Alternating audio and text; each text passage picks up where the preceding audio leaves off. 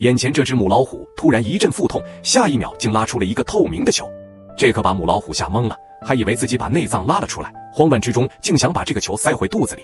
就在这时，母老虎腹中再次传来一阵剧痛，它立刻使出浑身力气，紧接着一个幼小的身躯从体内滑了出来。原来今天是它当妈妈的日子。饲养员全程守在旁边，动物园的工作人员也都紧张地盯着监控屏幕。看到虎宝宝顺利降生，围观的人们忍不住鼓掌欢呼。可第一次当妈的母老虎却有点懵，显然还没做好当妈妈的准备。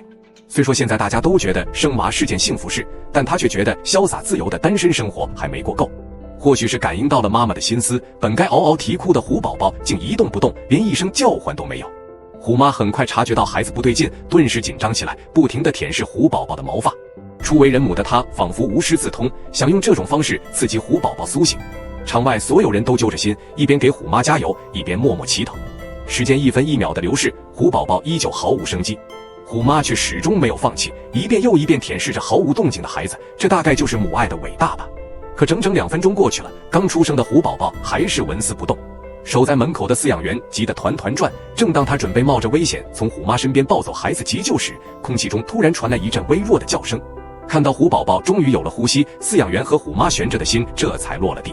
经历了5个多小时的分娩剧痛，虎妈早已精疲力尽，温柔地依偎在孩子身边，准备好好休息。可就在这时，腹中再次传来熟悉的剧痛，虎妈顿时眼睛瞪得像铜铃，心里直呼这还有完没完了。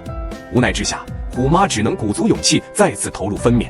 有了上一次的经验，伴随着一阵阵剧烈的宫缩，在工作人员的掌声鼓励下，另一只虎宝宝顺利降生。